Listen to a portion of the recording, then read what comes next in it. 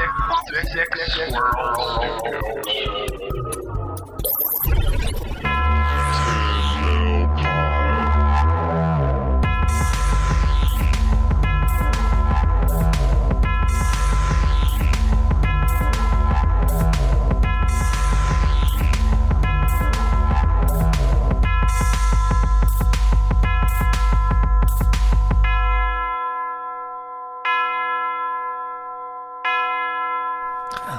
I'm not gonna lie, my back really hurts. You been deadlifting or what?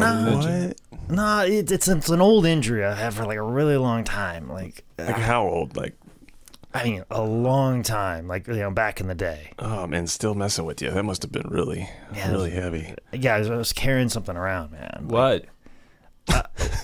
I mean, I know you guys probably thought I was one of the extra talent guys that carried Macho Man in the ring, but I'm not that old. Oh, yeah. That would have been a good gig. Yeah. That's like... Nor was I one of those unlucky bastards that had to, carry Mabel to the ring when he was King Mabel. Yeah. Oh, yeah. Poor Jeff. Yeah, but just to let you know, that's I not the same age as them. They're a little bit older than me. I know I look like it, but I'm not. I believe you. But no, I think part of the reason why my back hurts so much from carrying something heavy, it's by carrying you guys on this podcast.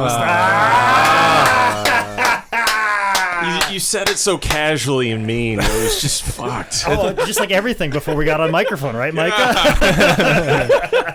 You're not having a rough time. Let Jake shake your cage.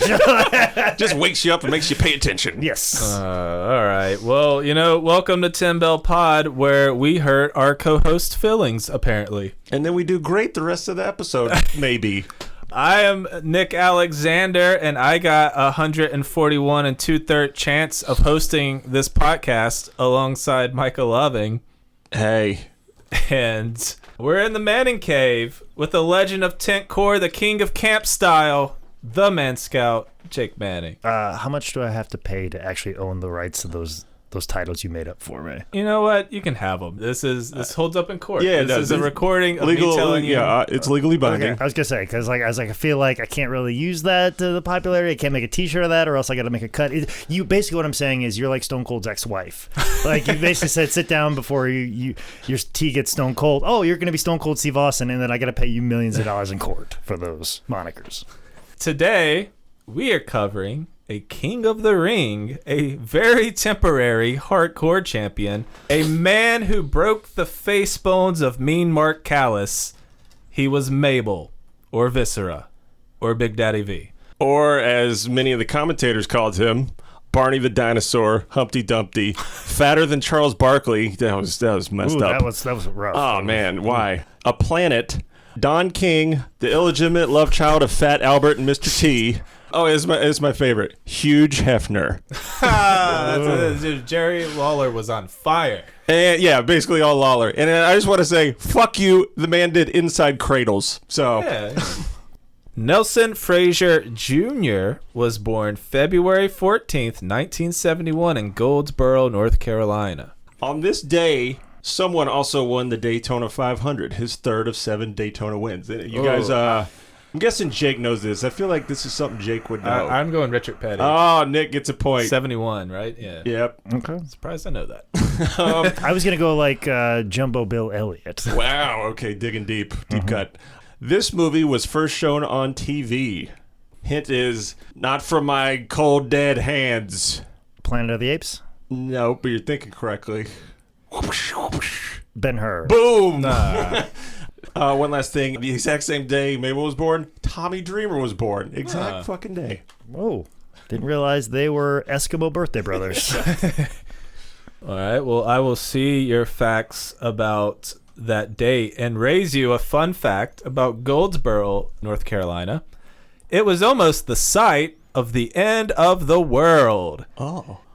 In 1961, an American B-52 accidentally dropped 2 hydrogen bombs on Goldsboro, North Carolina. Neither of them detonated, obviously. And more fun fact, they only found one of them. Yeah, because the other one's in some redneck's barn. So yeah, if you're in Goldsboro, get out. Actually, if where we're at right now, get out. So, yeah, really, we're in the blast area. The Manning in the Cave. fallout. Yeah. All right, so Nelson grew up huge fan of pro wrestling, and being from the Carolinas, he always had the NWA around, and he looked up to guys like Bam Bam Bigelow, Andre the Giant, and Hulk Hogan.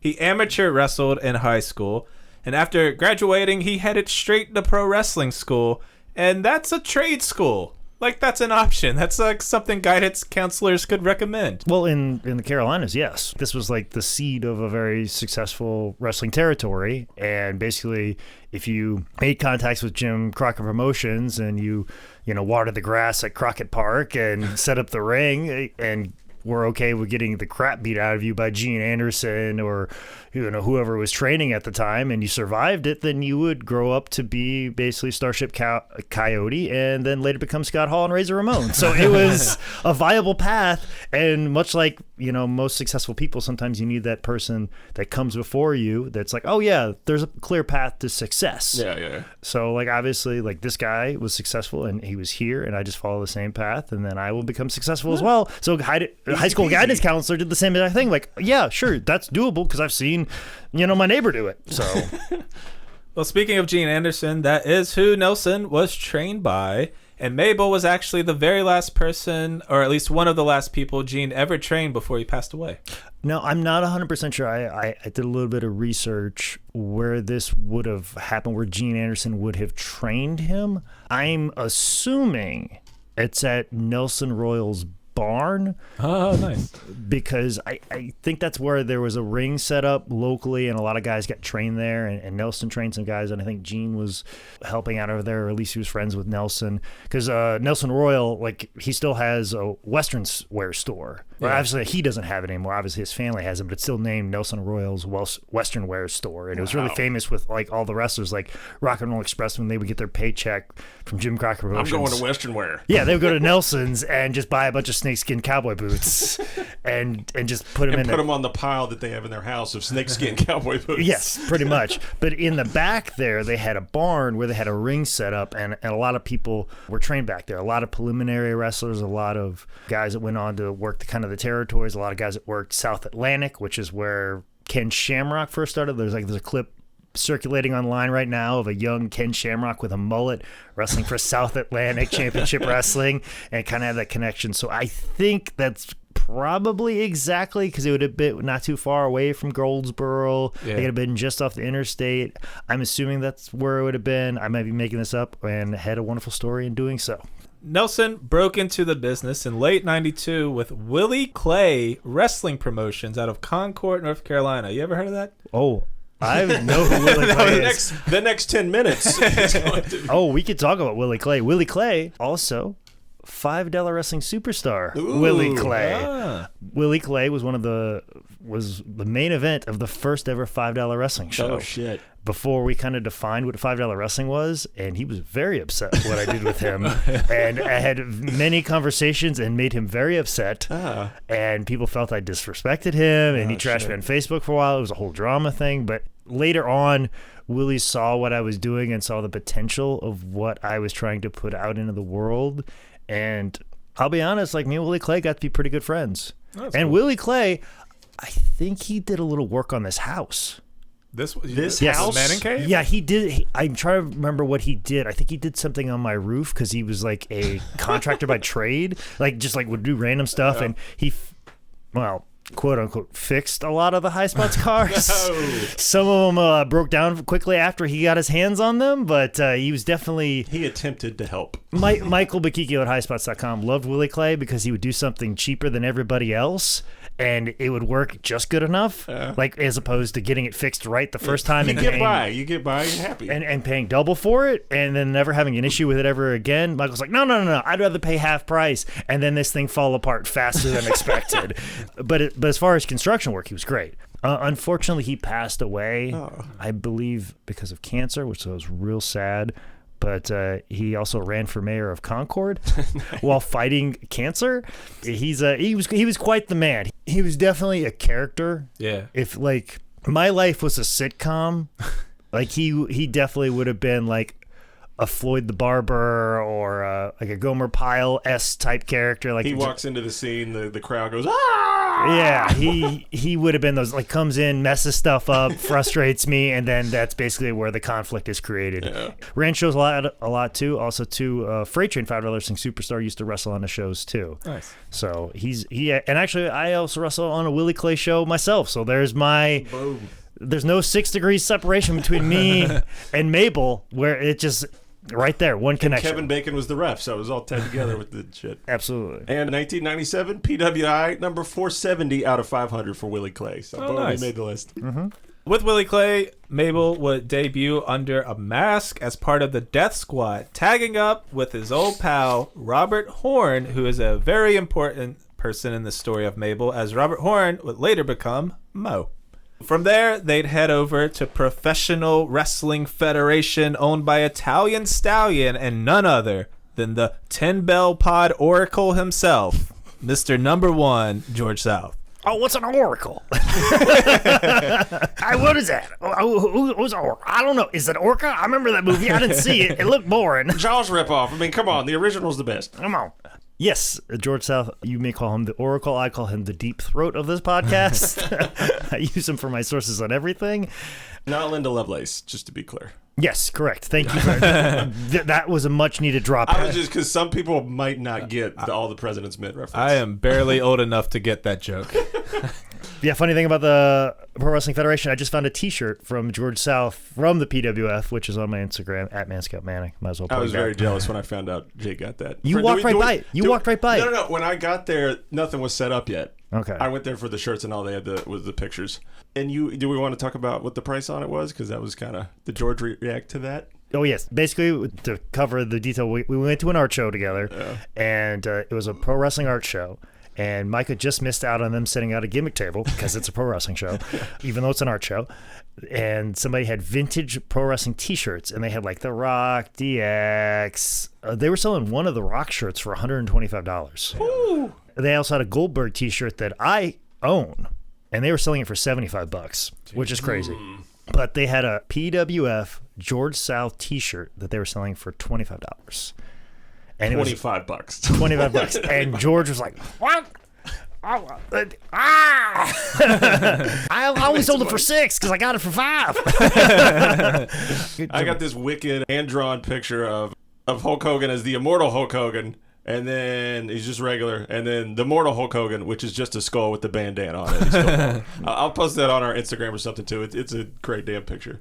This is true. But back to PWF and George South. When I talked to George about that I was going to be doing this episode, George was like, oh, we had him first.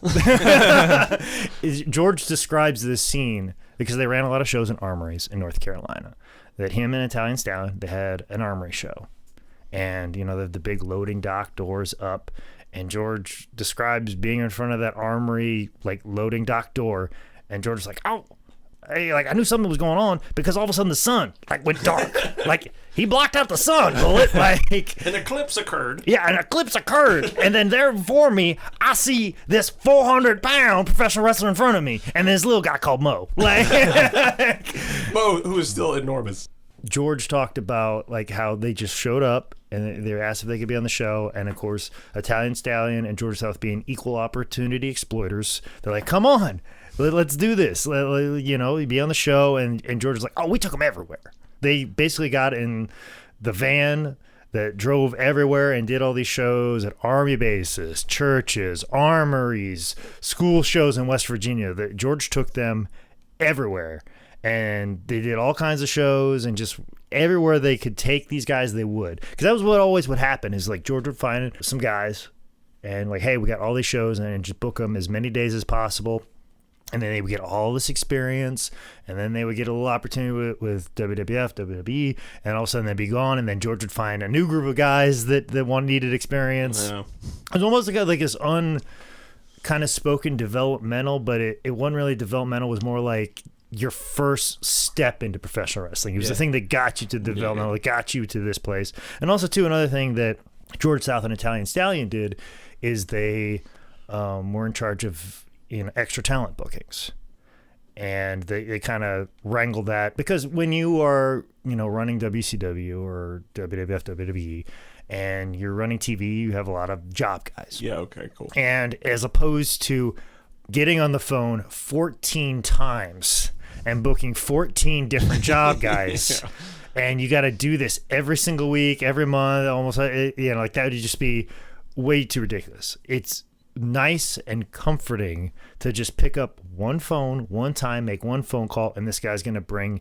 30 guys. Kill 30 birds with one stone. And you are good for the however month or how many tapings you're doing. And, when WCW and WWE, WWF just has to pick up the phone once, they're ecstatic. Yeah. And they were in the loop that way as well. So, and obviously, George South and Italian Stallion, they would get these guys wrestling shows, so that when they brought them to TV, they would be complimented, like, oh, these guys are good. They know how to wrestle. And then their reputation goes up. And their reputation goes up, and knowing that these guys are going to wrestle multiple, like 50 matches before they ever get to you, so they're going to be good enough. Because back in the day when Mike Jackson would do it, sometimes Mike Jackson, on the way to the building, he would find a gas station attendant and be like, hey, what are you doing for the next couple hours? You want to make X amount of dollars and get the shit beat out of you by the Steiner brothers?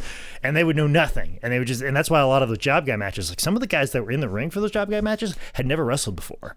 And there's terrifying. A gas station with no one working there. Nobody's working it. Like totally unattended. Unattended. No gas is coming through, but it doesn't matter. Gas is like 79 cents at that time. Oh, God, so the good old days. They could just give it away for free. So obviously seeing a guy of that size and bringing him an extra talent, like that's going to turn some heads. Also, too, George slammed Mabel. Wow, really? Yes. But of course, George's like, oh, it was very, very Andre the Giant-ish. Like, he got up himself. Like that's how agile he was. Is he could get up for a slam right away. So George is just seeing dollar signs.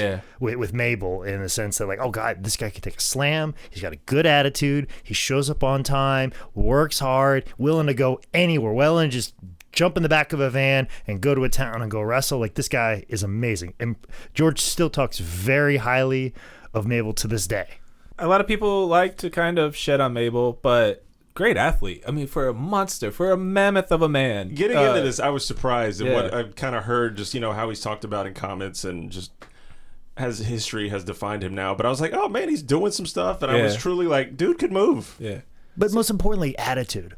Yeah. The fact that at this moment in time when he wants to break into wrestling and he wants to just get in the ring and learn, and he seeks out Italian Stallion and George South, and they give him a bunch of dates, and he's like, yeah, sure, I'll jump in the back of a van and wrestle in Johnson City, Tennessee for you. Sure, no problem. And not think twice about it. I mean, we're going to talk about a lot of runs, a lot of hires, rehires, places he goes, and you're like, why did this happen? I'll tell you why. Attitude. Yeah. Just having a good attitude and showing up to work on time trumps whatever ability and talent you have every single time, especially in the long run. I think it's I don't want to say his name, but Woody Allen. I think he's got the quote, 95% of success is showing up, and it's fucking spot on. Also, important footnotes from PWF is this is when they changed their name to the Harlem Knights, and they were also managed by George South. They won the PWF Tag Team Championship. Well, maybe. Titles in PWF were always dependent upon the house and always dependent upon, like, you always see back and forth. Like, George was always the light heavyweight champion and Stallion was always the heavyweight champion. And sometimes it'd be a situation like, oh, he lost it in Forest City, North Carolina last week when there was no show in Forest City last week. It was always dependent upon like, hey, do we need a title change tonight here? Much like the EWA title is right now, which is still probably the most elusive career goal that I have. Even though like George has like switched that belt to Jimmy Valiant without Jimmy Valiant ever wrestling a match. Like it's all dependent upon what you need that night. Like, do you need a title switch this night to really like pop the crowd? Right. But sometimes the title switch wouldn't even happen, just so the babyface could win at the end of the night because of whatever reason, or we're trying to come back, or we're trying to take an angle, or whatever it is. A George South show is always booked 15 minutes before bell time and is usually written on the back of an envelope. So they get some reps in PWF. They learn. They put together some matches, and soon they leave the Carolinas, head over to Memphis and the USWA, where they'd work with people like Jerry Lawler, the Big Boss Man, Jeff Jarrett, and the Moondogs. USWA was, like I said, that next step past what like PWF. Like PWF would have been like the first step in your professional wrestling career. USWA kind of a proper territory. Yeah. Even though the money wasn't all that great because it was in Memphis and it was also on the downturn, but you're going to get a lot of reps and you're going to wrestle people, like before you're wrestling George South and Italian Stallion. Now you're wrestling people like Jerry the King Lawler, Moondogs, people who have actually like drawn like big money, headlined some shows in New York and Memphis and places all across the country. So it's that next step in your evolution. And at this time, it was kind of like a developmental for WWF. It was like their feeder system, and WWF was willing to do what it could to help out USWA, whether give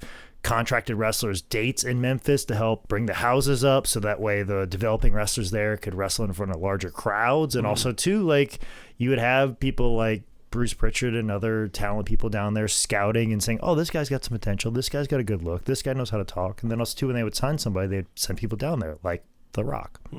Mabel said in a shoot interview that the Harlem Knights were like more than happy to reach the level of USWA. Like they thought they had made it. But in just over a month, June of 93, Jerry Jarrett had arranged a WWF tryout for the Harlem Knights, and from there, they would be on their way to the World Wrestling Federation for over 50 years. I'm not going to finish it. Please. They did end up going to WWF, obviously, but there's also a story of them going to have a tryout match in WCW where I believe Mabel was the one who described the environment in the locker room as racist. Well, feeling the environment and actually what I've heard happened, for him to say the environment, it seems like he would have a better story, because I have a story that I heard through George South, because George South would take a lot of these guys as enhancement talent. They would do it for WWF at the time and also WCW. So they went to WCW, and this was very, very early in their wrestling career. Like, this is probably sometime in 92. Like, this is probably pretty shortly after George had met Mabel and Mo. Yeah. So they took him there, and like I said, this is through George South. As soon as George brought in all the guys, because there was always this thing like, here's the guys that I have, who do you want to use, how you want to book it, because they would just kind of look like as far as matchups and body types and everything else, because obviously you don't want to put Mabel in there against Tom Zink. That's not going to make or maybe you do want to put him in there with Tom Zink if you want to give him a big win, or or you want to put him against Big Bubba Rogers or whoever you got on the roster at the time. And apparently when George was just presenting the guys that he had, Bill Watts walked up to George and was like, who are these N-words? Bill Watts said the N-word? Yeah, blatantly right to the guy's face. So that's the environment he was feeling. Because Yes. guess, There was a very vague story that Mabel presented, when the story that I got from George South was very clear what was said. Yeah. Another point on the board for Mabel just being like a chill dude. Well, no. He was not a chill dude. Rightfully so. Yeah, of Jesus. course. Rightfully so. And I believe they did not work that day, as from what I remember the story, or they did, or whatever it was. But it was a big scene. It was a situation, because once you see somebody like Mabel with his attitude and how he can move in the ring, that's immediate signing. Immediately. Yeah. But they went to WCW first before WWF. So, why doesn't WCW sign him when you see him sight unseen? Well, that's why.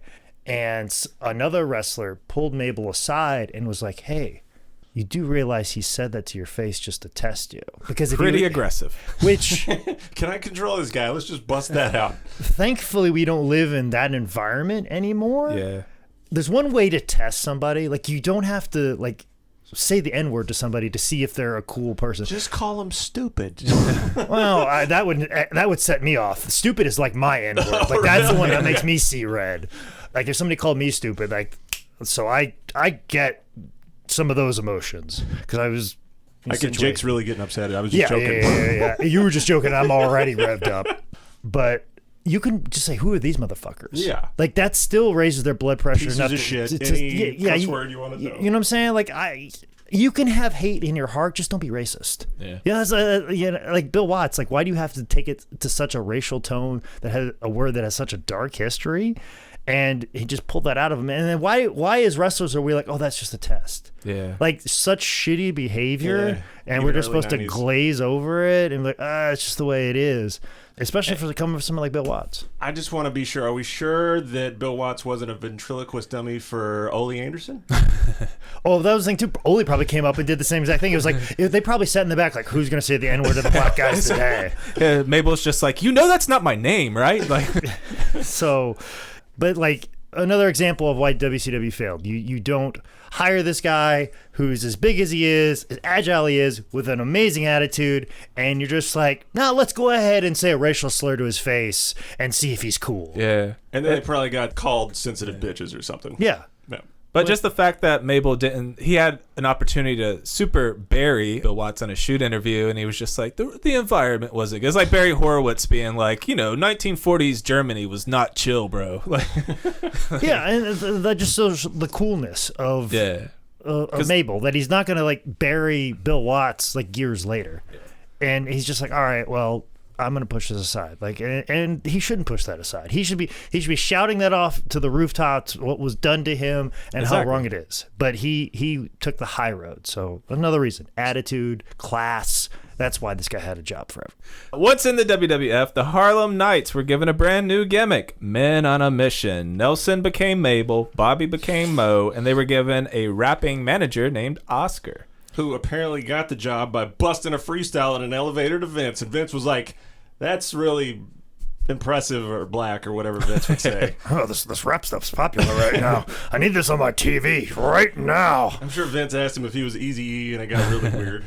Well, that's the thing too. Like early '90s, like anything that was slightly rap, hip hop, like, oh, let's put this on a TV immediately. Oh, my gosh. I mean, we were just discussing Suburban Commando in a different podcast, and how do you start a movie off in 1991? You do a rap and you throw a Hulk Hogan in it. So you're hip and you're cool and you're up with it. Just make some sort of rap. It doesn't have to be good, but make sure you put the star in there. And guess what? Hulk Hogan, you don't have to sing. You just say words, because that's all rap is. Like, that's how the perception of like white people's idea of what rap is was like, oh, you just say words with music over top of it, and you do it with black people. That's how you do it, right? Like, that's all people knew about rap and hip hop in the early 90s. Men on a Mission would get pushed as mega baby faces. They were introduced through a series of vignettes portraying them as three African-American men trying to make a positive change in the inner city neighborhoods, or as Vince McMahon called them, comedy sketches. When I first saw them, when I was flipping through the station and saw a WWF Superstars match with them, my first impressions of them on TV, like, as being like this young white kid from Iowa, I was like, this is the coolest thing. Because, first of all, he's huge. He's African-American. They're a tag team. They're rapping. They got the whoop, there it is thing going. And it's like everything that I think is the coolest thing ever at my young age. It's like, it's something I've never seen before. I'm like, this is awesome. I want to know more about these guys. So I remember that distinct moment being at my old house before my parents like built the new house that they live in. I remember watching that. I think it was like a Sunday afternoon. Like, I remember it's a very vivid memory in my life is the first time seeing Mabel. And this is probably going to go horribly, but one of the vignettes has Oscar singing a rap, and I wrote down all the lyrics, and I'm going to sing it right now. Nick, bust the beat. Boom, boom, Okay, that's decent. Stop now. M to the M to the M to the O. Got my boy and his name is Mo. Mo is fast and he is not slow. His name's Mo, his name's not Joe. He kicks butt with no delay. There's not a wrestler he can't slay. Slam him, bang him, then he pin him. Pick them up and then he'll skin him. Come on, Nick, get in there. What's your SoundCloud name, bro? We're on a mission. Then 5 times in a row. This is back when rap was innocent. Back when they were like, I like pancakes and I like syrup. Let's be friends with these white dudes from Europe. Boom, boom, boom. Was that a freestyle? Yeah, it was. Wow. I did it. I crushed that shit. All right. Men on a Mission would debut on an episode of WWF Superstars, airing on July 10th, 1993, facing Chad Miller and Mitch Bishop. You know those guys, Jake? Nope. All I'm right. sure George does. They'd be led to the ring by Rapping Oscar, who had so many uncaring hands in the air, and the 6'10", 530-pound Mabel hits a drop kick, a spinning heel kick, and a second rope diving leg drop, and Chadwick and Mitchell first to fall to Men on a Mission. Oh, that spinning heel kick that Mabel had. Oh man, it was. He was fucking great at that. I don't know how it felt to take that. It didn't look good. If I see footage of George South taking that, I know it was safe. if I look back at the annals and I've never seen George take that except for once, I know it's the stiffest shit I've ever seen You do before. the detective work there, and you're like, that was not good. That was not good. If George only took it once ever, then that was awful. Like, but if he took it multiple times, it was the safest thing ever. But I just remember seeing him do that. Like, you talk about like the drop kick and the second rope leg drop, but to me, that spin kick, that was the most impressive thing he did. You get a guy with a good attitude, positive outlook on life, and you do a spin heel kick like that with that size, sign him forever. Dollar signs, baby. After their debut, their push was pretty much on. They'd hop on the house show loop, they'd work against enhancement talent on Superstars and Raw, and they'd have their first big pay-per-view match as part of 1993's Survivor Series. We touched on this match on either Bam Bam or Luna, I can't remember, but this match is the stuff of nightmares. Bam Bam Bigelow, Bastion Booger, and the Head Shrinkers taking on 4 doinks,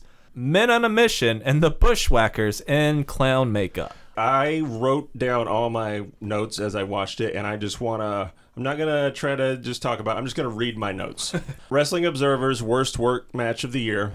It is objectively terrible. Yeah. Oh, it is. It is All fucking art is awful. subjective, but I will put an asterisk on what Nick said.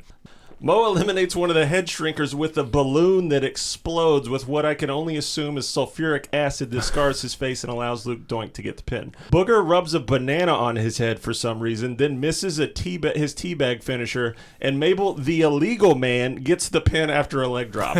Fatu assaults Doink Luke with a turkey carcass. Mo rides a scooter around inside the ring while Fatu fights Luke Doink. Then Bam Bam drop kicks him off the scooter and violently throws the scooter to the outside. Butch Doink fakes that there's something actually in a bucket. Fatu reacts and slips on a banana peel. That's how he got fucking pinned. real. They did the actual bit that is older than all of us plus a billion years. The good thing is, in the slow-mo replay after the match, you can see Fatu look backwards towards the banana and like, all right, I got to step right there. Bam Bam gets pinned after a Mabel splash, which for him was huge. He said Bam Bam on the shoot interviews, the best guy I ever worked with. So it was a true honor to get the pin over him in a Survivor Series. Taught him a bunch. And then the closing, I love it, Bobby Heenan. There's confetti in the ring. There's a banana in the ring. There's drumsticks. There's a wing. There's a gizzard. I feel like I'm at Dahmer's house. Oh. It's like, God damn. Bobby Heenan bringing out just the cannibalistic serial killer jokes is another reason why he's a great man. Maybe you'll know what this meant. Heenan, after the match, says, "This looks like a match Chief Jay Strombo should have been in." Any clue what he would mean by that? Oh, just Bobby Heenan just burying Chief.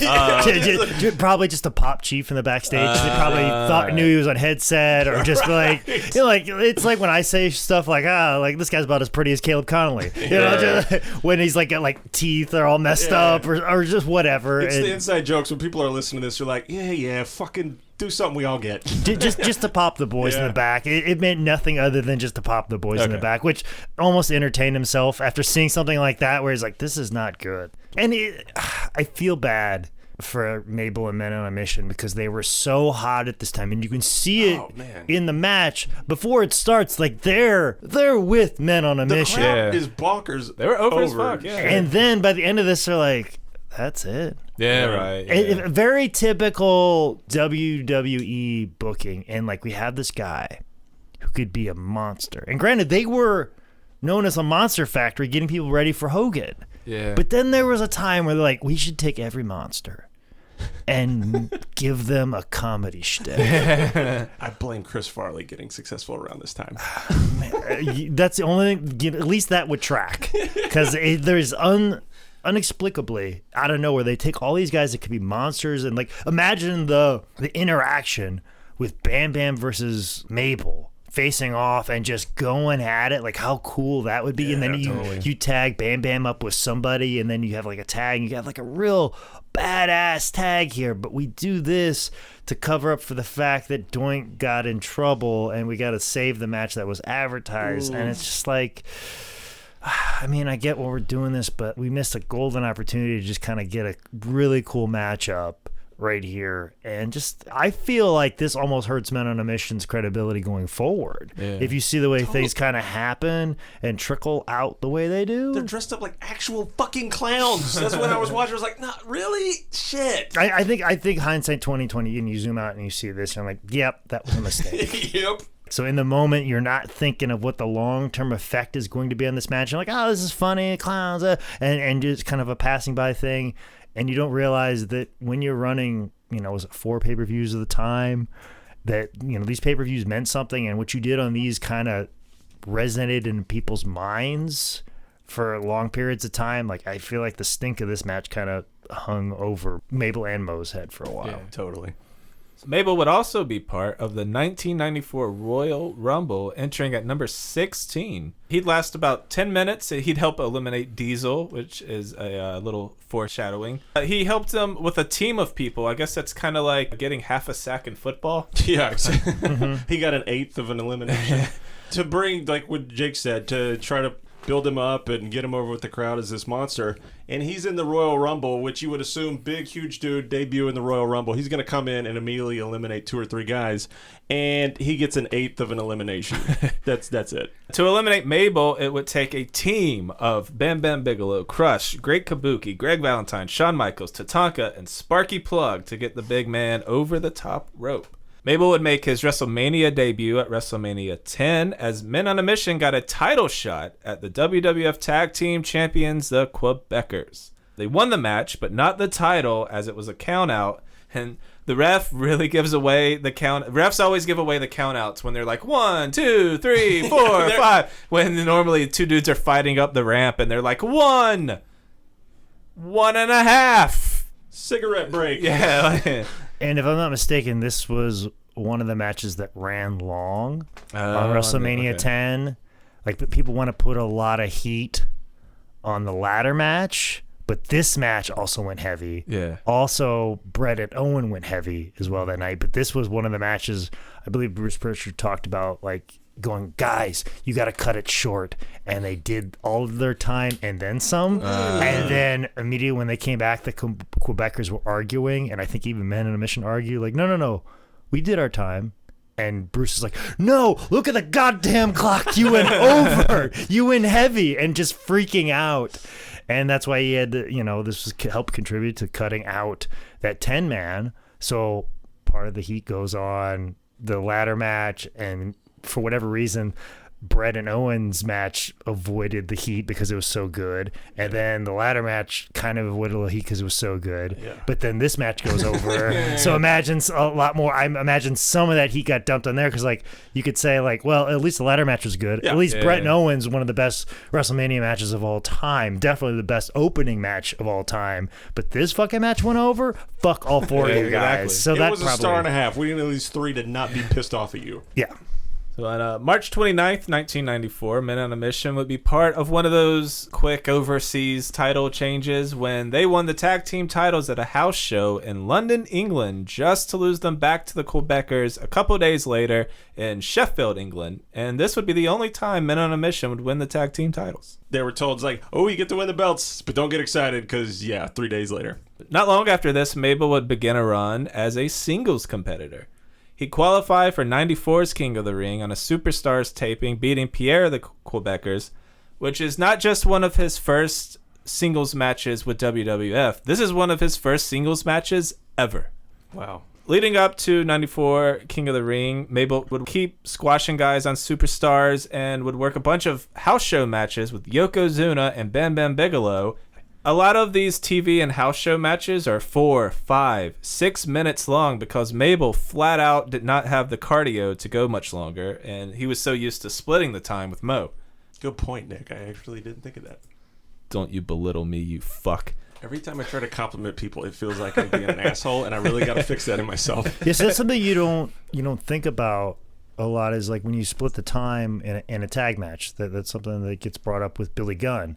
Like you look at Billy Gunn and 10-year has like, why didn't he have a good singles run? Well, come to find out years later, he had really bad asthma. So him going longer matches in his singles match was a little bit rougher on him. But in a tag, incredible, fantastic, untouchable, probably the best guy to ever do a hot tag. I would say, wow, even more than Robert Gibson. I think Billy Gunn is the best hot tag guy ever. Wow. And, you're always like, why couldn't something like that have single success? But it's because of you could split the time, especially when you had the inability of breathing properly, which obviously with Mabel, as far as his cardios go. And you think about the schedule, it's something I've been thinking about a lot recently too, is these guys are wrestling 3 or 4 times a week. And I am always concerned about keeping in shape as I am. And sometimes I'm wrestling maybe a dozen times a month at best. And I was thinking about like, man, if I was on a WWE schedule and I'd wrestle 3 times a week, when there's certain months where I'm only wrestling 4 or 5 times a month just because of bookings and having to balance a stand-up comedy career and a podcasting career and, thinking about wrestling that much in that many days, you're like, wow, okay, I see why there's a different shape and you have to be in such an incredible shape to do that and build up to it. And then when you're as big as you are with the travel you are, like that weighs on you a lot. So that's why it's far more physically demanding to do that schedule. And then of course when you're doing before you're doing splitting time and now you're doing singles and then you got travel and then you're in charge of doing the same amount of time but now you're doubling your workload and then you're doing all this travel. It's much tougher. There's got to be a different kind of a skill set or a way to approach the art form too when you're doing tag versus singles too. Yeah, because you could just think about like, okay, well, I'm obviously the hot tag guy. Yeah. And then all you have to worry about if you're Mo is, I have to sell a little bit. Yeah. And then the only thing you have to know as Mabel is like, all right, when I come in, this is my comeback. Yeah. And I'm going to do these moves, and then this happens. And then also, too, this is still the era of job guy matches. So you got a lot more of those matches when you're wrestling on TV. Where now on TV, you got 80 minutes, and it's a competitive match, bell to bell. So that's why the guys that are doing it today are the best that have ever done it before. Every year, the in-ring product has always gotten better, and the quality of athlete that you see on TV right now is the best there's ever been. At 94's King of the Ring, Mabel danced himself down to the ring to face IRS, and Mabel said that once he started adding dancing to the intro, game over. Massively over as a face. This is a really fun match. Art Donovan's commentary is some of the weirdest, stupidest shit I've ever heard, so yeah, look that up. I thought it was a good match too. Eventually, Mabel goes for a second rope splash, and Erwin R. Shyster shakes the rope, causing him to fall, pins Mabel, eliminating him from the King of the Ring. They'd keep Mabel as a singles guy leading up to his next couple of pay-per-view matches. At 94 SummerSlam, Mabel would face Jeff Jarrett in a rap versus country match. Yeah. During this match, they use a formula I see a lot with big guys versus little guys, where the monster kind of like post up in the middle of the ring and the little guy's like swinging off him. He's running the ropes. Is that a go-to thing? Oh, yeah. You just bounce off him. You just have him stay still, and I'll come to you. Yeah. I mean that's kind of what it should be, good guy, bad guy thing. Like, I always make that very clear in the end of the match. The good guy making a comeback, he needs to plant his feet like Avengers, where they all circle up and the robots from Age of Ultron just shoot right at you. And Black Widow has her one gun, so she's ready to fucking go. So everybody just feeds to you. That's the formula. You plant your feet and you stay in the middle of the ring. When The Rock, when you make that comeback, all I had to do was just shuffle to the side and look for that next person to hit. Yeah. You shouldn't have to go anywhere. And then even more so when you're a bigger guy, because there has to be some sort of movement. When it's big guy, there's not a lot of movement, and then it becomes a little lethargic. But if you have a big guy, if you have two big guys that can kind of move and you see the move, then that's impressive. Yeah. But ideally, somebody has to do a lot of moving. And if the big guy is obviously getting very winded very fast because you use wrestling tags, then you need that smaller heel to bounce around as much as possible and overly sell to get him over. And the more you overly sell, the bigger he looks. People did it with Andre for years. You look at Ric Flair wrestling any giant whatsoever, that's just how it's done. Double J wins this match when Mabel misses a big sit-down splash and Jeff pins him for the 1-2-3. Mabel would be back at 94 Survivor Series facing the $1 Million team of Tatanka, Bam Bam, King Kong Bundy, and the Heavenly Bodies with his team of Lex Luger, the Smoking Guns, and Adam Bomb. And Mabel eliminates Tom Pritchard with a flying crossbody off the second rope. He has a showdown with King Kong Bundy, which the crowd super pops for, to speak on your point with Bam Bam. And he even makes King Kong Bundy take a bump, and no one makes Bundy bump his own bumps. Mabel would be eliminated by count out after he and Bam Bam go over the top rope on a double clothesline thing that looked dangerous as fuck. I don't think it was planned because they're just kind of like, but Mabel's gone. Bam Bam gets in, Mabel doesn't. Mabel's team would go on to lose as Bundy would pin Lex Luger. That's nuts. Well, we're getting Bundy ready for The Undertaker. Is that a WrestleMania match? Yeah. Yeah. By the start of 95, Mabel and Mo would be reunited, and Men on a Mission would turn heel on an episode of WWF Action Zone that aired March 12th of 95. Men on a Mission lost a match against reigning tag team champions, the Smoking Guns, and an angry Mabel and Mo attacked them after the match. The next week, Oscar would try to apologize to the Smoking Guns on behalf of Men on a Mission, which led to Mo and Mabel attacking Oscar, putting him off TV forever. Kayfabe wives, they killed a guy. This would be Oscar's exit from the pro wrestling business. Well, Oscar had claimed that he was their not just manager on TV, but also their manager behind the scenes, and wanted a cut of their money. So, like, that was a big dispute. Like, obviously, WWE at this time is trying to cut costs and trying to bring around a manager. Was an extra plane ticket, extra trains, extra room, all those things, all extra expenses. Like, oh, can we just drop the manager thing? And they're like, yeah, about that. It's one of those things that happens a lot where some people try and do it all the time, even now, and it's so fucking dumb. Where they're like, you see a guy at wrestling school that's got some ability, and these guys will sign him up like, hey, I'll be your real life manager, I'll help you get bookings, but just make sure I get a cut. You see it sometimes in like music, sometimes in comedy and stuff like that. Like, somebody will try and take somebody with talent and get them to sign a piece of paper that somehow magically holds up in court later, and just trying to exploit them. And from what I understand, Oscar was one of those guys that saw the potential in these guys, latched onto their potential, and basically signed over them. And I think they were trying to, like, the WWF was trying to get involved and get Oscar away from them and get Oscar away from stealing these guys' money. I think the kind of end of this was like, oh, we finally got this solved, let's get rid of him. And Oscar probably thought he was going to have this big babyface comeback, and it never came. He's like, no, we're done with you. Yeah. Goodbye. But according to Oscar, he had to be a bad guy, and he wanted to present a nice positive image to the kids, and he just wasn't standing for that. No. Yeah. At the first ever In Your House, May 14th, 1995, the new heel Mabel was accompanied by manager Mo, and he would squash Adam Bomb in less than 2 minutes to again qualify for the King of the Ring, and this is where business picks up for Mabel. Mabel would roll into King of the Ring 95, facing The Undertaker in the first round. Purple gloves and purple boots Undertaker, a.k.a. the best Undertaker. 95 King of the Ring is widely regarded as one of, if not the worst pay-per-views of all time. In fact, at the time, it had the lowest buy rate ever at 150,000 buys. It held on to that title for about a decade. Everyone hates this match between Mabel and Taker, but I thought it was solid. Like, Undertaker got the best out of Mabel at this point, which still wasn't amazing. Well, I vividly remember this King of the Ring. You were one of the 150? No, I was not. Oh. But that's the interesting part of the story, because my fandom started very young in my life, and then wrestling became more of a cable thing, and then we didn't have cable in the middle of nowhere, and then the rise of DirecTV happened.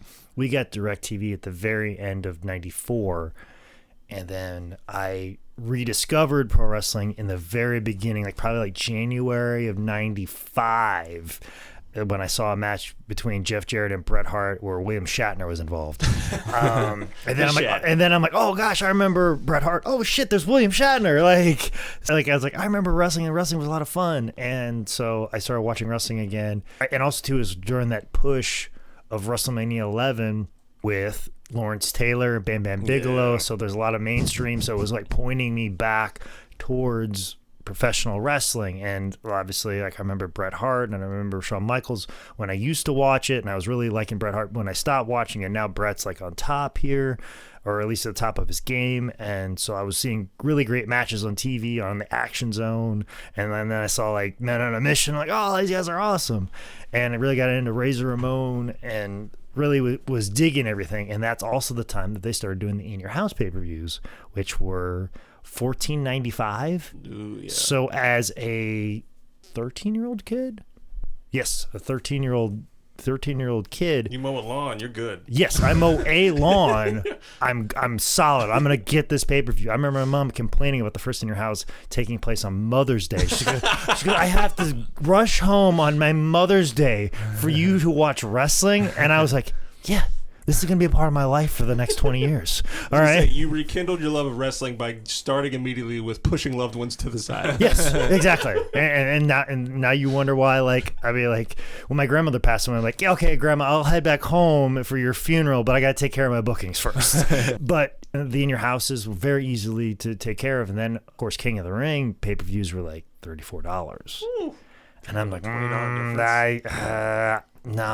I'll never forget watching the Freebie channel and just being so tempted, like, this is 2 lawns I have to mow. And keep in mind, I live in the country, so my yard was like big. 3 acres. So you had to mow a football field. Yeah, I had to mow like basically 3 football fields if I wanted that $35 for this pay-per-view. And I'm like, I don't know. And I just watched free, and I just remember holding that button on the direct TV, and whether should I. It's so easy. All I have to do is do one button, and then I get all this joy. I think they made the announcement that Razor Ramon was not going to be in the King of the Ring, and I'm like, yeah, I'm out. Even though they just introduced Savio Vega, and they said Savio was going to take his place, and Savio won the qualifying match to get in, and that made me super. Oh man, Savio's in it. I really dig Savio Vega, and I was really. Was his manager and it was kind of like, but if it's definitely Razor Ramon, I'd definitely be in. And then it got to the time, I'm like, no, I'm not going to do it. And then I'll never forget the next day watching the next Raw. I'm like, man, I wonder who won King of the Ring, because this is pre-internet. This is pre-Twitter. Right. This is pre-everything. I'm not going to find out who won the King of the Ring till the next day on Raw. True fucking suspense. Suspense. And I was like, who won the King of the Ring? Who won the King of the Ring? And I was like going through the brackets, like, man, I feel like it's got to be Undertaker.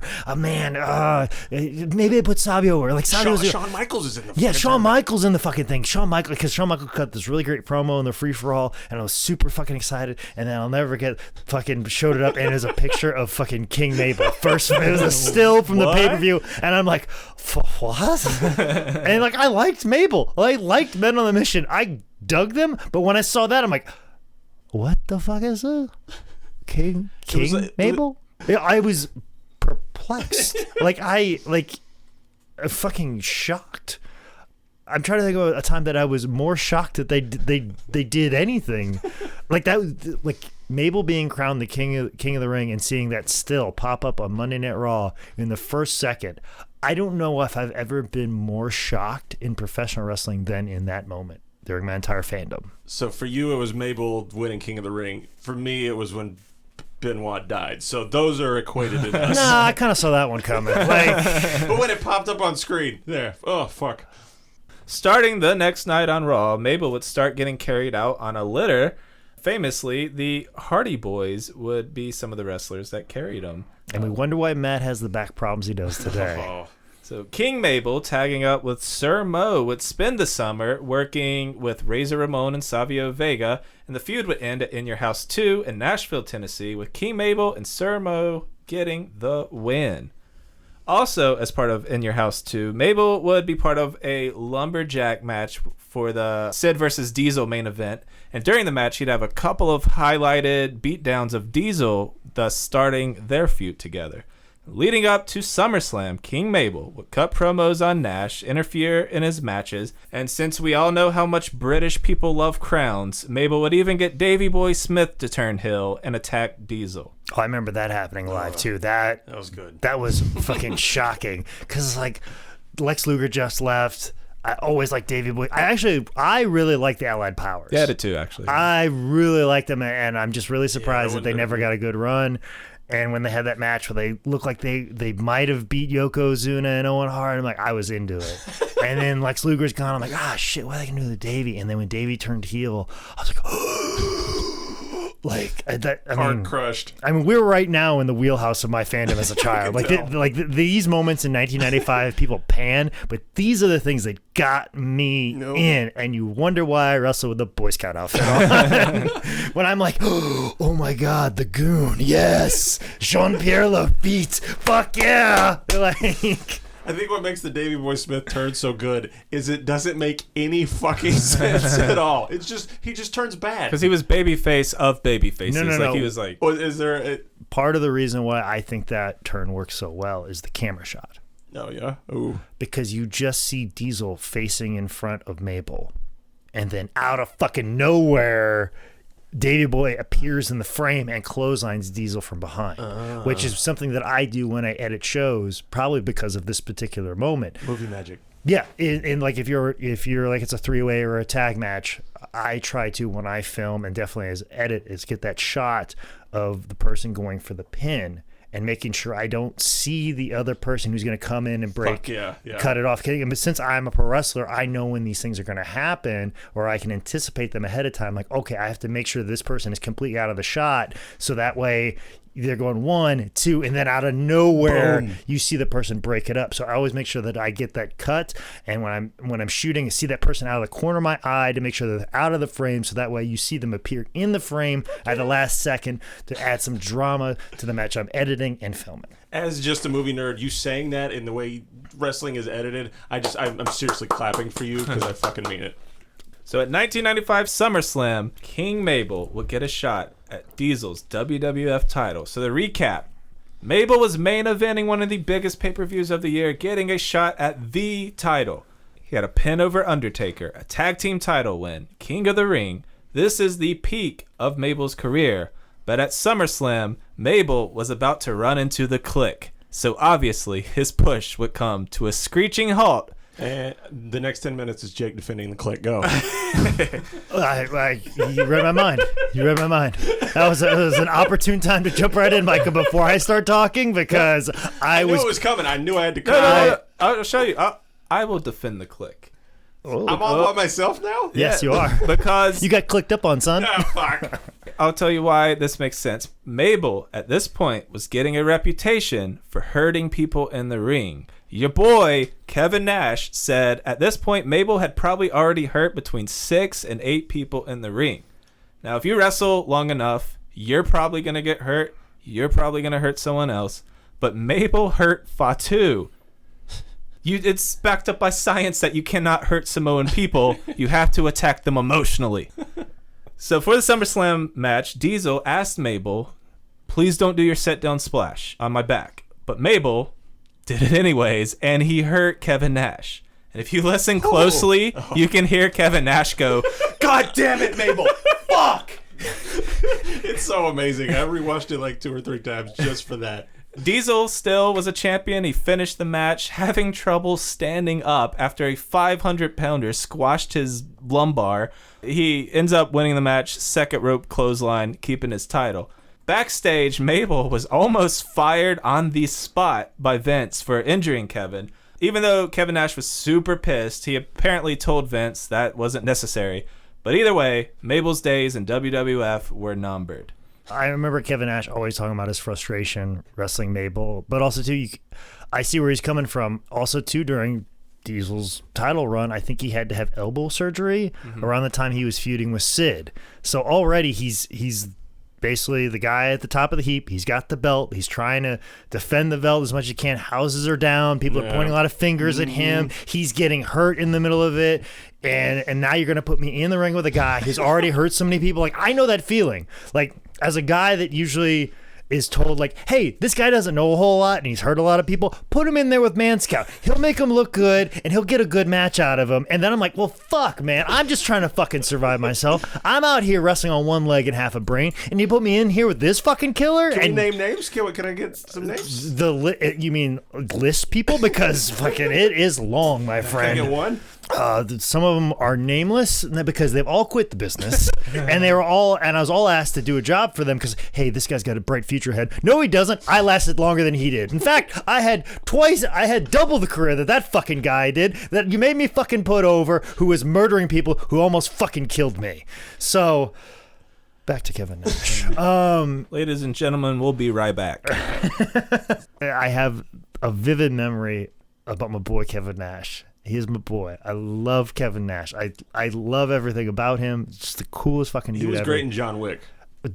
Dude, like he's fucking great in real life. Like he's fucking the coolest. And I remember this particular time. And like I said, as turbulent as his title run was and defending it, and then knowing that Sean's nipping at his fucking heels like his best fucking friend, the guy he shares a fucking rental car with is like looking over at him like, I'm gonna take that from you, motherfucker. And then you got Bret Hart fucking trying to take it from you. You're getting injured. You're wrestling guys like Mabel.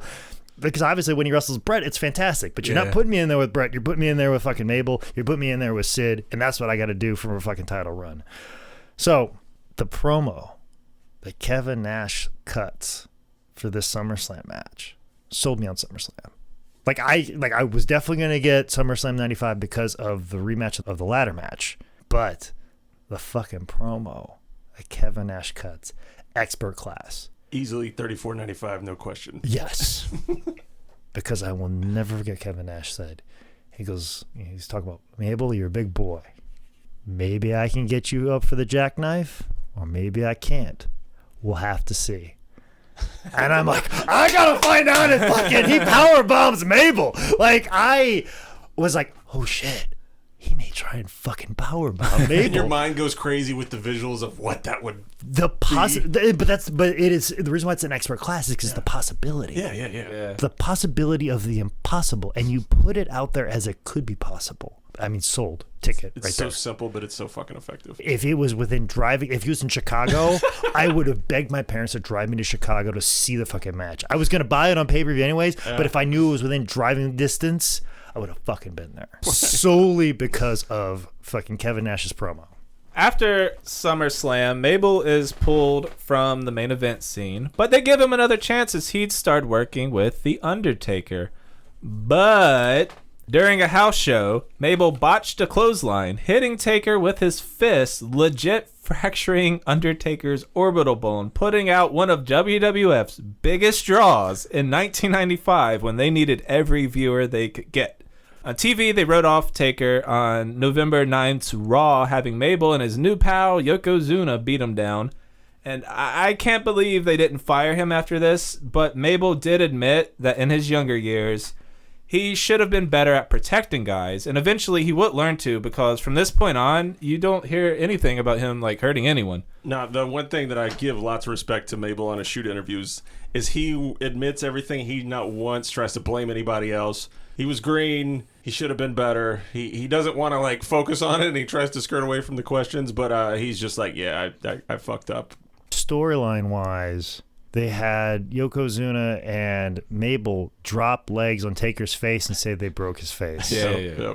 After he already had a broken face. That's what I was doing is like, can I look at the dates? So was he seriously like, please God, don't do it worse? And you wonder why Undertaker is held in such a high fucking regard in WWE. Yeah. You fucking wonder why, like, why they always go to his Taker? Why they always fucking book him even when it, like, no, because of shit like this. Yeah. You have a broken fucking face, and you tell Yokozuna and Mabel, the guy who hurt you, drop the fucking your weight on me. Almost put your ass as close to my head as possible, and then drop down on me, knowing that you're already clumsy as it is, but also possibly smushing my face more so than before. That's why The Undertaker is the fucking Undertaker. This is turning into an episode we put everybody over. I know, this is very positive. That touched Mabel.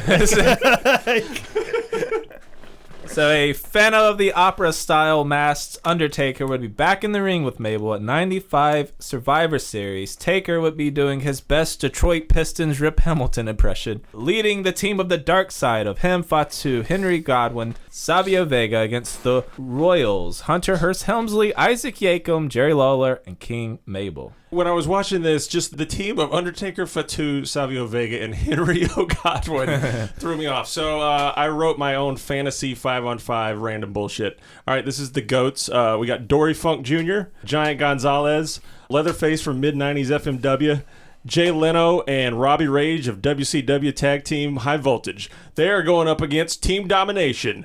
Ultimate Warrior, El Dandy, Brian Pillman carrying a gun, fully healed Mass Transit, and Marty Jannetty, but not normal rockers Marty Jannetty, weird Facebook post Marty Jannetty about possibly fucking the person he once thought was his daughter.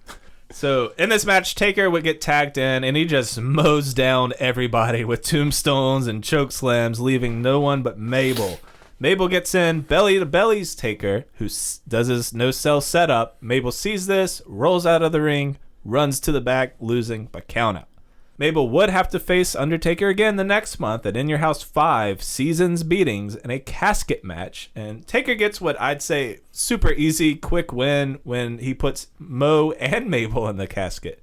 To cap off Mabel's probably deserved burial, Diesel would beat Mabel in 8 seconds on the first Monday Night Raw of 1996, and then at the 96 Royal Rumble, Mabel would be the third man tossed out, eliminated by the mighty Yokozuna. Not long after the Royal Rumble, Mo and Mabel would be released from the WWF. From there, Mabel went to Puerto Rico to World Wrestling Council, where you do not take a shower. There, he traded their heavyweight title with Carlos Colon, and Mabel has the usual story of dodging rocks and bottles and batteries from the fans, which made me think of people paid a lot of money to sit in the first couple rows for those matches. There were probably a lot of batteries that didn't quite make it to the ring. That sucks, man. Because a lot of kids don't have the best of arms. Yeah. They can't get the best of tickets. So they're chucking people in the 8th row in the back of the head. I pay $400 for a front row at Raw, and I get hit in the back of the head with a rock. I'm gonna shoot somebody. So Mo and Mabel went back to Memphis in the USWA, and I think he really needed this. He needed this lower pressure work, this extra training. He won the USWA heavyweight title in March of 96 before dropping it back off to Lawler in May. Mabel went to Memphis with Mo, but soon they would be split up in kayfabe and in reality, because it was around this time that Mabel and Robert Horn would start having some disagreements and the relationship would crumble. In Mabel's shoot, he said he lost one of his best friends, and he got emotional about it if you watch it. Mabel said Mo was jealous of his big singles push, his King of the Ring win, and his big old dick. Jake just bowed his head on that. On July 6, 1998, Mabel would make a one-night-only special return to the WWF to get beat up by their new King of the Ring, Ken Shamrock. On November 1st of 98, Mabel did a one-nighter for ECW, November to Remember, as a full-blooded Italian with a fellow member, Ulf Herman. They attacked Tommy Rogers and Chris Shetty after Tommy beat Tracy Smothers, and they'd beat him down until the giant-killing Spike Dudley makes the save, asset dropping him and pinning him and Ulf for the win. Goddamn right. I remember that vividly. Not as much as Jake remembers all his stuff, but that was a good early memory. Mabel said it was a decent payday, which would make Mabel the first person in pro wrestling history to receive a check from Paul Heyman that did not bounce. Bam! Well, when you had guys that were just kind of trapped there and had to be there every single week, but the one-nighter guys, you pay them before they go to the ring, and then they're out. So by January of 99, Mabel was back in the WWF as part of the Royal Rumble. So Mosh of the Headbangers was supposed to enter at number 11, but Mabel beat him up and took his spot. That's kind of how we discovered America, if you think about it. Mabel gets in, he starts tossing people over the top, and I think he eliminated 5 people. Then the Undertaker's music hits. The lights cut off. When they turn back on, Minion, Farouk, and Bradshaw have beat Mabel out of the ring. They beat him up towards the entrance, where he was met by Ministry of Darkness Undertaker, the second best Undertaker. Where do you put Biker Undertaker? Last of all things. Mabel would get pushed to the back, and that would be the last time we'd ever see Mabel. Then Vince McMahon won the Royal Rumble, yada yada. Mabel would be introduced as Viscera, wearing whiteout contact lenses, bleached blonde mohawk, a black bodysuit that made him look like a BDSM Kool-Aid man. That was good. He'd spend the next few months helping Taker be evil. He'd mostly work shows on Sunday Night Heat and tag with Midian. So eventually the ministry would break up and Viscera would get involved in the hardcore title scene. At Wrestlemania 2000... Sorry. At WrestleMania 2000, Viscera would be part of a hardcore title battle royal for the Hardcore Championship, a 10-man, every man for himself, Falls Count Anywhere match, where you had to last all 15 minutes as champion to stay champion. Viscera pinned Taz, winning the title, holding it for 6 minutes and 51 seconds before losing it to Funaki. Hardcore Holly would win the match. I don't think I'm supposed to like this match. Oh, I loved it. But I fucking love it. Was this great. match. Real quick, it was Taz, Viscera, Funaki, Rodney, Joey Abs, Thrasher, Pete Gas, Taz again, Crash Holly, and they botched the shit out of the ending with Hardcore Holly winning. So by the summer of 2000, Viscera was again released, and over the next 4 years, he'd worked in the Indies, across America and the world, and he did this tour of military bases, wrestling around the world for soldiers, which I thought was pretty cool. By summer of 2004, he was back in WWF, but it was now called the WWE. Viscera's comeback would be part of a surprise attack on September 16th's SmackDown, where he helped beat down The Undertaker with fellow former Ministry member Gangrel as well as Orlando Jordan on behalf of WWE Champion JBL. Viscera then hopped over to Raw, where he'd make sporadic appearances, puttering around the mid-card and mostly wrestling Sunday Night Heat. April 2005, Viscera teamed up with Trish Stratus as part of her feud with Lita and Lita's husband, Kane. He wanted to do more than team up. Yeah, he did. As part of this angle, he got to kiss Trish Stratus. I would take that over King of the Ring any day. And he confirms very soft lips. Oh, wait. Very soft lips. So Viscera would face Kane at 2005's Backlash, losing the match. Afterwards, Trish got on the microphone to internet bully Viscera to his face. So Viscera shook her, gave her a big splash, thrusted his dick in her general direction, or in wrestling talk, popped the roof off the place, turning face for the first time since 95. Was this the era that he was wrestling in like silk pajamas? He's about to. He's about to put those on. But he's building up. You know, it's a very smart progression. And this character development. We got to get there. Even as, this is 2005, so now I'm like in my 20s. Even as a young, horned up man in my 20s who was taking testosterone boosters, even in my 20s, even I was like, you know what? We're getting in some out of bounds areas right here. It's pretty creepy if you go rewatch the It's super creepy. And in this climate now, it is assault in all aspects of it. So it's just very weird. It is not an angle the Me Too movement would be like, fuck yeah. Speaking of those awesome ass smoking jackets, it's now that he starts putting them in. He turned his attentions to ring announcer Lilian Garcia, and he tried to get with that every single week. At Vengeance in June, Lilian finally caved, which is a love story from the 1940s. Like, well, your grandpa wouldn't leave me the fuck alone, so we had kids. Because there was 20 people in the town. And fuck. Well, Lilian and Big Daddy V probably have more in common than you guys may ever know. Here's a story, and I don't know when in this History's podcast it's ever going to fit in, or any of the multitude of podcasts that I'm on where I'm going to tell the story about Lilian Garcia. I remember being in catering one day for Extra Talent. They always have this wonderful spread in catering. It's fantastic. It's wonderful. But I overheard them say something, and they made a special order for Lilian. And I'm like, oh, okay, well, maybe she has dietary concerns. And I'm like, well, that doesn't really seem, because they have vegetarian options. Because catering's also for, like, the crew in the building and techs. So some of those people are vegan or they're allergic to things. So that's one of the beauties of WWE catering. It's for everybody. So why are they doing something special for Lilian? And Lilian Garcia, attractive and very small woman. It's much smaller than, like, camera doesn't do justice how small of a person she is. She's tiny. Camera takes off 50 pounds. Yeah, for her, yes. She is a very small woman. And they're like, okay, well, here's your special order. And they brought out ribs, macaroni and cheese. Fuck yeah. Like a meal that I wouldn't even eat on my biggest cheat day ever. And I go, holy fuck, that's a lot of food for this small woman. So I'm thinking, that part of the connection between Lilian and Big Daddy V is they're buffet busters. Oh, dude. They went out some night, got hammered, ate the shit, banged every restaurant up. Like their first date had to be Golden Corral, and everybody's looking at Lilian like, oh, where does it all go? But then they look at Viscera like, I know where it all goes. Yeah. So at Vengeance, Lilian sang to Viscera in the ring and proposed to him. But before he could say yes, it was time once again for everybody to come aboard the Ho Train. I was going to do it along with you, but you just did that.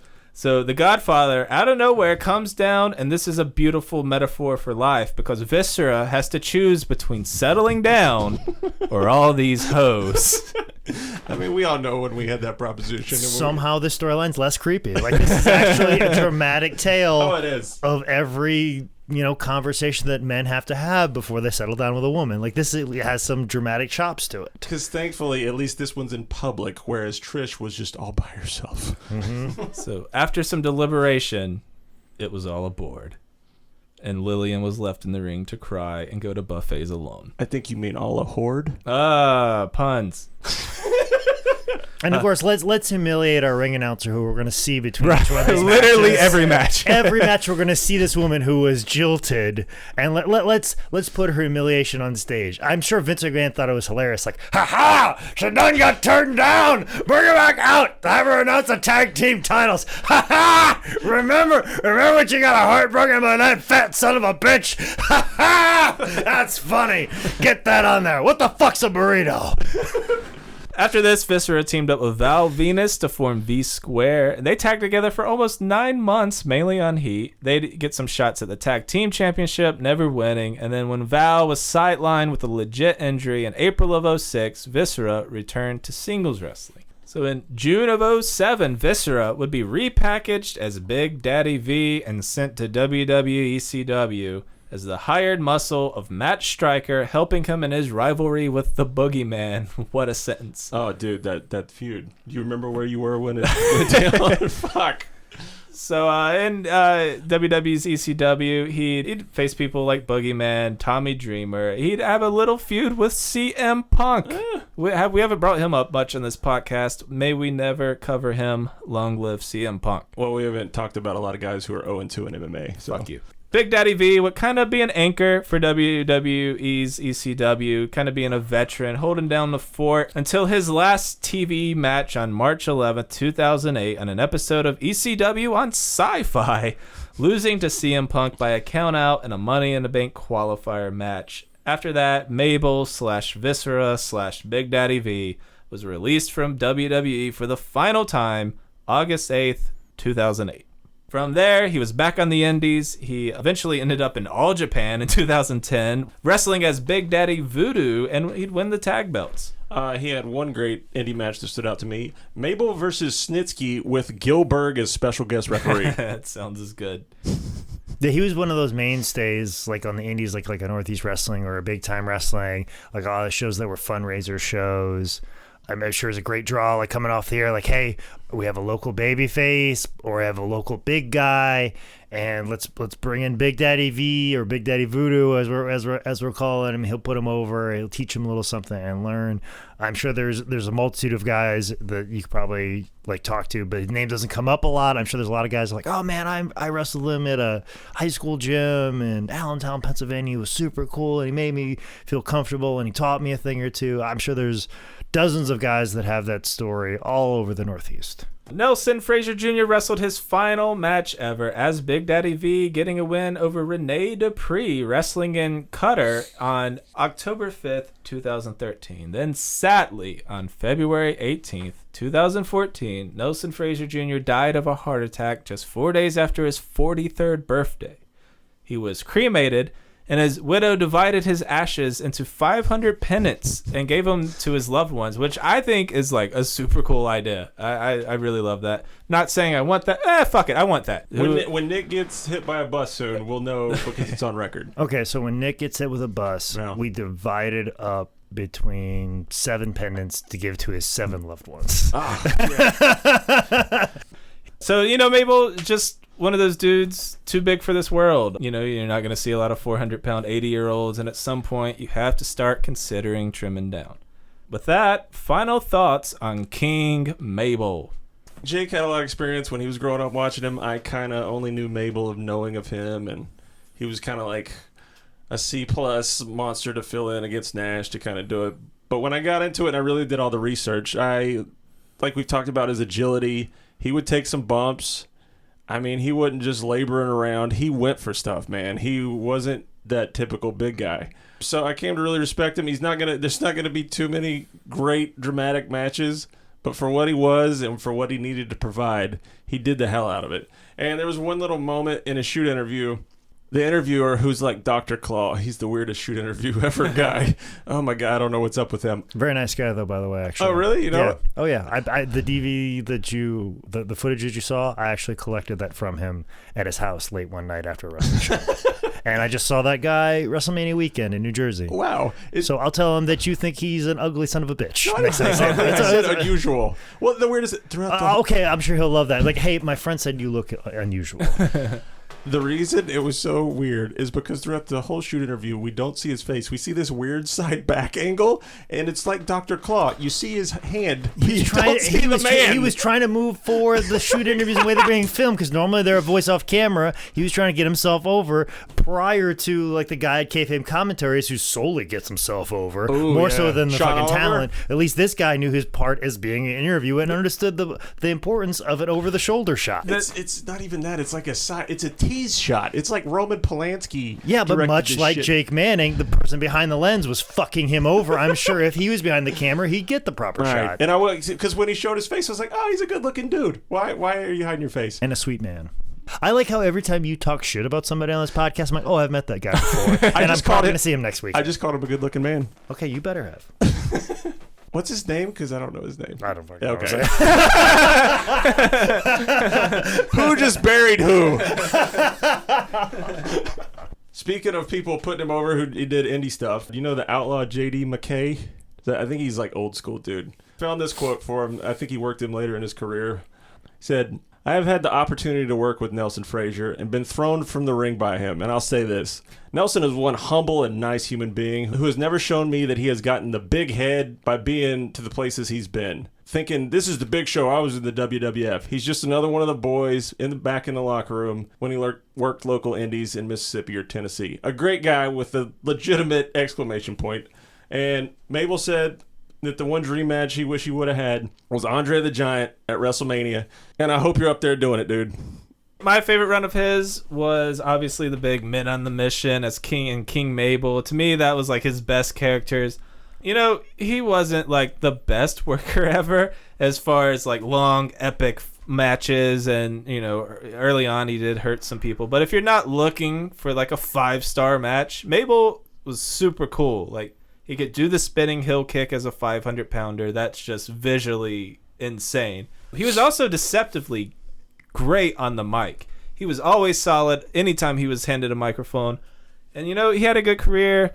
Even if it were just for a second, he was on the very, very, very top of the business. And, you know, he should be remembered for that.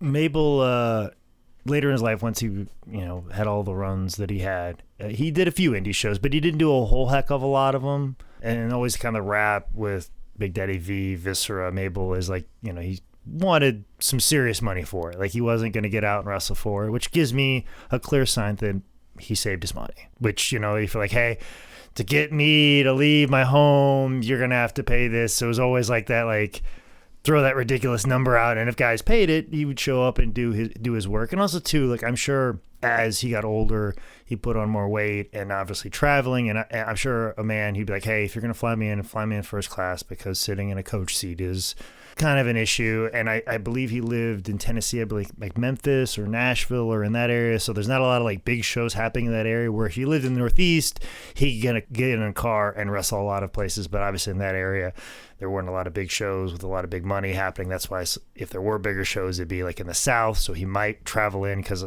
flying at his size, I don't even want to think about that. Even at my size, and I'm the skinniest I've been since high school, so I didn't get to wrestle him because of that. But like, that's because he saved his money to the nth degree, and he had some of the longest runs.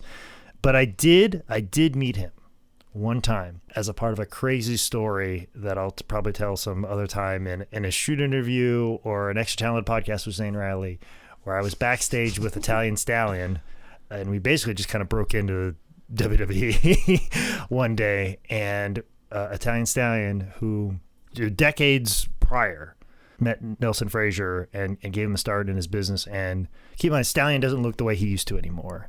So Stallion walked up to Mabel, and he goes, hey Nelson, it's me, Stallion. And immediately, not like, oh, he didn't blow him off. Like, Mabel grabbed him, shook his hand, gave him a big hug, and he goes, Stallion, it is so good to see you again. And he just went on, and he goes, Stal, you were so good to me. Stal, thank you so much for everything you did for me, and thank you, and tell George thank you as well. And I was there, and Stallion was telling everybody that I was a student, which is not the case. And I remember Mabel looking at me, and he goes, you listen to everything this man has to say. And I'm like, I'm not going to listen to any of this man has to say. We have broken into WWE locker room right now. And Mabel just goes, as this guy took care of me when I knew nothing and helped me and taught me so much, and him and George, I wouldn't be where I'm at right now if it wasn't without you. The fact that he didn't like big league Stallion, the fact that he just gave him a big hug, happy to see him, didn't blow him off, and just gave him all the time in the world. And they talked for a few more minutes about other stuff that kind of washes over in the craziness of that day, which was a big part of the story. But there's a small piece of that story where he just professed his love for Stallion and thanked him multiple times. I don't know if he ever did that for George, but he definitely did that for Stallion before he passed, to show his appreciation to a man that helped him out on step one of his journey. Also, too, I've mentioned how much Mabel was a part of my childhood, but not only my childhood, but one of my closest friends, Freight Train, $5 Wrestling Superstar. Freight Train's dream match was always to wrestle Mabel. Oh, that's cool. And I remember him telling me all the time, because Freight Train's always throwing names out who we should book and who he wants to wrestle. And I knew kind of the rap on Mabel was like, he's kind of expensive and you got to fly him in. And so it was going to be very expensive to do it. But he was in the back of my mind, like, if I could figure out a way that he could wrestle Mabel or team with him, like, that would be kind of cool. And I was trying to figure it out. And then, of course, he passed. And I remember Freight Train being really upset and really sad about it. And as much as I love Freight Train, that really kind of hurt me, because I knew he would never get that match. And I know that really, really hurt him. He was never going to get that dream match he always wanted. But a little piece about Freight Train got very popular because of a particular promo where he talked about putting the $5 wrestling title across his smooth belly. I'm going to put it right here on my smooth belly. Like, everybody loved it. And that was the thing that launched him as like this internet sensation, launched $5 wrestling, that became a large part of my life. And a lot of the good things in my life came from $5 wrestling. That line, smooth belly, came from a Mabel promo before SummerSlam 1995. Wow. And Freight Train remembered this one line. It's a promo I've seen before, but that line didn't hit me. But Freight Train recalling it, he was just, because I asked him one day, where did you get the smooth belly line? He's like, I remember Mabel saying it one time when he was going to wrestle Kevin Nash. So without Mabel, there'd be no Freight Train to share with the rest of the world. Shit. And then without Freight Train, without $5 wrestling, I don't have a lot of the good things that I have in my life. You're in the gutter doing heroin. Yeah, so people say, Mabel was whatever and did this and he was this and he didn't have these good matches, he didn't have the effect on the business. But just, he's had a large effect on my life and a lot of other people's lives that you don't even know about. And then, we see these people on TV and you think they have these just kind of so-so runs and you're like, why do they bring them back? And I don't get it. But come to realize once you do a podcast like this and get down to it, their effect on professional wrestling is much deeper and more rich than you could possibly ever imagine. That is our episode on Mabel. Thanks so much to everyone out there supporting our Patreon over at patreon.com/TimBellPod. Also, big thank you to Zach Geller and Jeremy McBride. Jeremy, you've been supporting a lot of things. I know you just bought a Power Professional Wrestling t-shirt, so I thank you for that. But thank you so much, Zach Geller and Jeremy McBride, for all your support on Patreon. We couldn't do this show without you guys. Seriously, thank you, Jeremy and Zach. I want to say your damn name, too, because you seriously are helping us and making us feel like we're kind of getting better. So I appreciate it. And I run our Twitter usually, so I talk to both you fucks all the time. Oh, God. Bad cop. If you want to help us out for free, rate and review wherever you're listening. The reason podcasts ask you to do this, it just helps you pop up in the algorithm, or just tell a friend, like it's the 1930s or something. You just talk to another person. Check out SixSquirrelStudios.com if you're interested in podcast stuff. If you have your own, Don will hook you up. Find us at TimBellPod.com or on social media at TimBellPod. If you want to follow us individually, I'm Nicolessa on social medias. Jake is Manscout Manning on all the social medias. And Micah is JTrotter27 on Twitter. What's you got Instagram? What's your Instagram? I don't know the damn thing. Okay. Just look up Micah Joseph Loving. There's probably just one of us in the whole universe. All right. Well, this is Tim Bell Pod. Sign off line.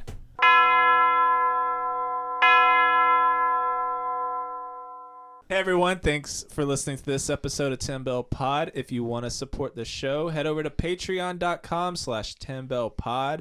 There you can find bonus content, t-shirts, Man Scout Manning DVDs. You can even tell us who to cover in a future episode.